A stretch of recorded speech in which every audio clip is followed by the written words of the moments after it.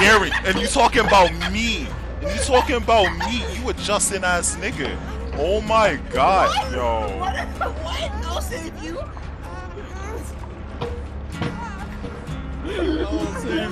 Yo, I was on my last hook, bro. I couldn't do it. Like, I was on my second, bro. Where's your altruism? I thought you were a true hero. okay, bro. It's rather me than like nobody, bro. You understand? Jesus fucking Christ. One for all, right? Jesus Christ, bro. Yo, Travis, man. That's not my man's anymore. That's not my man's. Nah, there's gotta be a point in time where you gotta leave, niggas. Bro, that was the time, bro. That was the time to show. Bro, I got your ass off the fucking I should have hook. left your ass. Yo, I hate Dead by Daylight. I simply do not like Dead by Daylight. In theory, the game sounds excellent. One killer, four survivors worked against each other trying to accomplish different objectives in order to quote-unquote win. For the killer, it's either killing all the survivors or at the very least pleasing the entity. For survivors, however, they must complete generators to power up the gate, then activate the gate to escape. Cool, we got objectives out of the way, so why do I hate this game? I'd rather talk about what I like about the game first, being killer designs. First off, I love the design of the killers. The designs got me to read the lore of each of them, and if you can get somebody into the lore of your world, or your characters, you got them invested. It's kind of the reason I like Borderlands 2. I got invested into the character Zero and thus played Zero, 1-to-1. Whoever designed the killers overall did a good job, although the names are a bit... Trapper looks like he actually traps his victims, excluding his bear trap on him forever and always.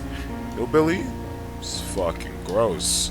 But it ties into his lore being trapped in between his family's walls for most of his life before killing them, so it's tied to his lore. Huntress can deadass hunt me anytime, if you get what I'm saying. Clown plays into people's phobia by being gross and weird and shit. Cackling while he fills a bottle of his sleepy juice on some Bill Cosby shit. Legion's kinda basic looking, but his cosmetics allow him to swap genders. It's a dream come true. That was a joke. Legion's actually 4 different people depending on what cosmetic you have. And your boy Joe, even though he's wearing eyeshadow, has the best fits on out of everyone. The play looks like, well, as her name implies, a damn plague. Two-Face's sister over here has half of her body corrupted, damaged skin, vile looking appearance. Looking at her concept art made my heart sink a little because of how corroded she is. The survivors, however, don't get the same praise from me. Too bad I can't play the killers though, because the goddamn queue times are horrendous. This is a con. Survivor designs. All of the survivors look like they belong to a different game. No sugarcoating. Running through current list of survivors as of 2019, Dwight is alright, partially because he looks like one of the lead designers. Let's not talk about that though. Meg is passable, but her forehead from some angles makes it look like her dad draws on the walls of caves. Also, her mouth is perpetually gay. Does not do her any favors. Claudia is so dark, people actually use it to camouflage on some maps. Maybe that's why her eyebrows are barely visible. Otherwise, part of me tells me that she looks like a mother when she is, according to the memory of her lore, supposed to be college age. And in the opening cinematic, she looks like my middle school crush, and that brings back memories. -2 points. Jake, passable. Neon top of having Claudette's eyebrow problem looks like a trans K woman, which is really unfortunate. Her cosmetics do not help her either. Maybe it's her overall head shape? I don't know. Bill is Bill, nothing less, nothing more. David looks sketchy. Kinda fits his lore considering he's a bar brawler, I believe. Joshua Henson looks like my living environment teacher in high school. That's a plus. Steve and Nancy models are 1-to-1 with the TV show counterparts. Ash is Ash. Jane is thick and I will not tolerate any harassment of the thick. Adam's haircut. Yo, man. Yo, shoot your barber. For real. Your haircut does not actually taper. Okay, noticing a trend where female killers either have a really strong facial features, such as a masculine jaw or a brolic forehead, or just a permanently gaped mouth, which looks weird. Detective Tap is just Tap. The thing about licensed characters, they're better represented due to the fact they actually have counterparts, unlike the original characters like Meg and David. Quinton Smith, however, looks like either a scrap killer or a drug addict. Feng Min, something about her looks off, but besides her hair, in my opinion, she looks like the best in-game female model. Ace, I can't really say anything about because he looks like Wiz Laura represents. Lastly, Lori, she looks wired and tired. With the exception of Quentin, the drug-dealing origami killer, the licensed survivors look better than the originals, probably because the modeling team had a real-life model to work with. Outside of who is in fact modeled after somebody at the behavior office, which would be Jake, everyone else is likely sketched up and put through concept art, then directly modeled from the concept art. But to explain my feelings towards their weirdly modeled faces? I mostly neglected to talk about cosmetics because if you notice, I was talking about the faces and base hairs, and I didn't feel like playing a game of Peep the Fit. The next bro? Music. See, music is cheating. To be honest, sound waves combined together to be perceived by your brain. It's a whole nother level of vocal percussion running through your mind. But music can invoke feelings or even thoughts due to the nature of music. It affects your brain. And boy, doesn't the music of Dead by Daylight get you to feel.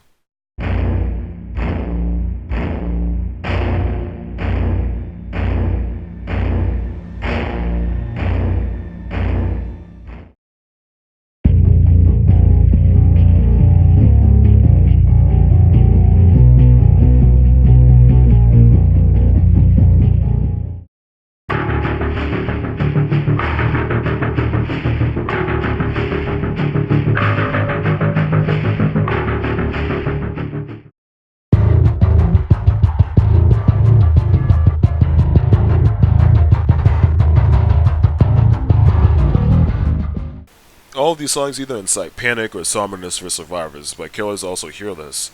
I personally feel pretty mischievous when I'm looking around for people with these sick-ass guitar riffs playing in my ears.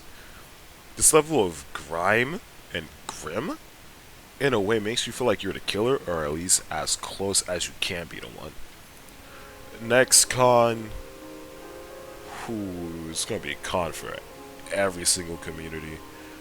No matter what, the fandom and community will always be perceived as utter garbage, no matter what the medium. That is not exclusive to Dead by Daylight, however. Same with League, TV shows like Steven Universe, but with the exception of shit like Dead by Daylight Gone Wild, because, let's be real, every fandom has a scene like that, no exceptions. But the toxic part of Dead by Daylight is definitely something to talk about. I don't know what it is, but like people just feel really fucking toxic in this game. I personally feel that survivors are more toxic than killers. Killers are they just are. They exist to do a job, really. Kill survivors. Who would have guessed? But survivors have more means to be toxic. They have access to crouching, so they're able to teabag. They do 360s, which is some really god-tier juke. They can pallet their flashlight, meaning they can pallet stun you by dropping the pallet on you mid-chase. Then they whip out their handy-dandy flashlight to stun you, which there's no point besides blood points. You're just kind of an asshole for doing that. Just straight up bullying the killer by group flashing and whatnot. Even though this got nerfed, healing right in front of the killer was used as a form of taunting the killer. Some are even salty enough to become the deadliest type of warriors. Not the basement-dwelling katana, Mountain Dew drinking type of warriors. I'm talking about the keyboard warriors. They will deadass call your mom a hoe, your dad a hoe, your sister a hoe, your pet gerbil a hoe, your neighbor 3 doors down a hoe. I've been called a keyboard warrior before, but that was on League.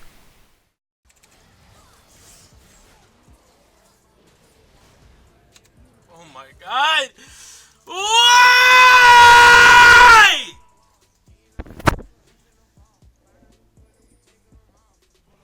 Why? Yeah, but I can still talk about it. I don't do that anymore. This is really a waste of time. But I need to let my opponent know that he should choke on the glue that he likes to eat frequently. Now, nowadays, I just look at my score, assess myself, and try to leave as fast as possible on both games.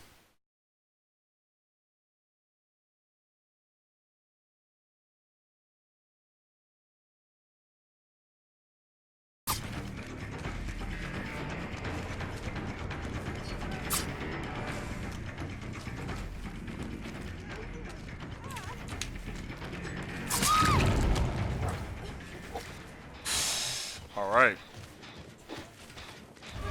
Listen, listen, listen. Come here. I would like to talk to you too.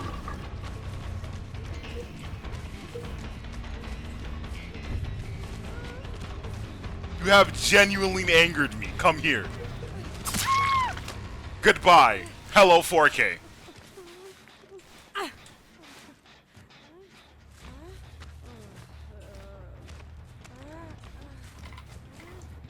Going on a trip, and you going on a hook, soaring through the skies. Hold that L, bitch. Gameplay. I already kinda tapped on gameplay. For me, this is a con. Killers kill, survivors survive. Who would have guessed? Ooh, simple, but there's more to it.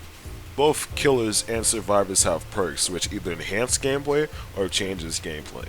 It can make some of the worst killers some of the best killers. Every killer is different, but each survivor might as well be a skin on a test dummy. Perks are not exclusive to characters once you get a high enough level. They have perks that can be taught to other killers and other survivors, meaning that you have to spam blood points, potentially in the survivors or killers that you don't want to play at all in order to get the perk on your favorite waifu or whatever. A killer could be trash, but they have an A1 perk. Case in point, Cannibal. He's kind of really garbage, but barbecue and chili is a staple perk that's used on most killers. It also gives you more like blood points and whatever, so yeah. That's not the only way to get external perks though. There's perks you could get from the blood web that aren't tied to any killers, and there is a blood shrine, which is a weekly rotation of 2 survivor perks and 2 killer perks. Back to survivors being skins, that's not entirely true. Each survivor has different audio levels. Some survivors breathe louder than others grunt louder when injured. Also different sizes, obviously.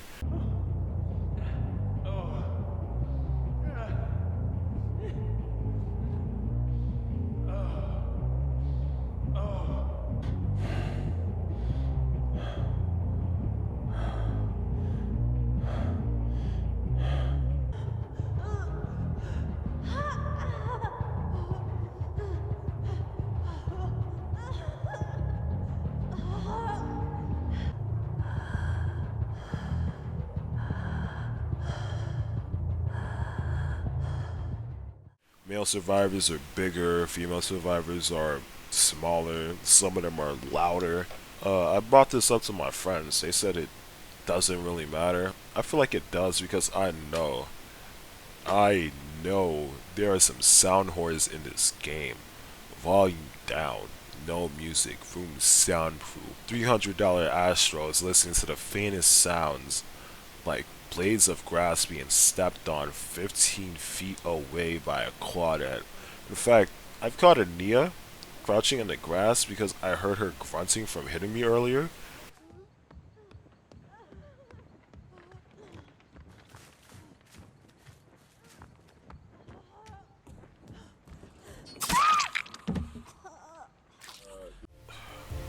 I'm going to explain the general gameplay loop.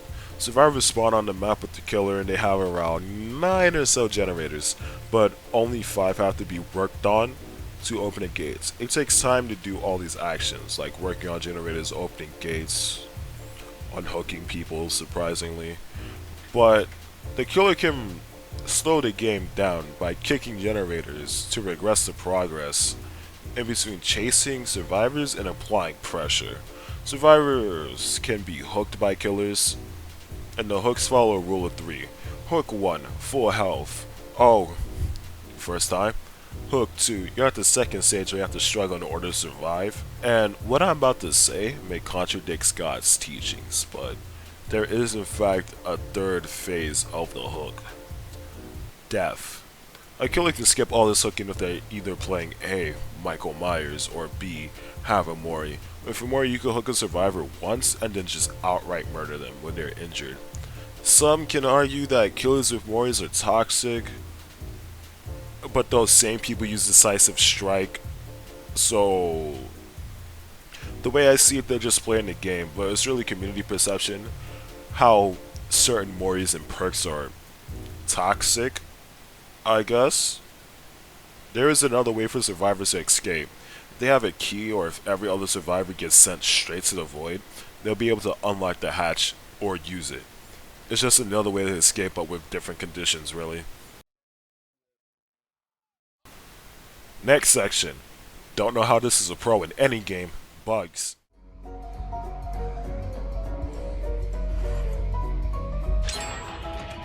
Oh no.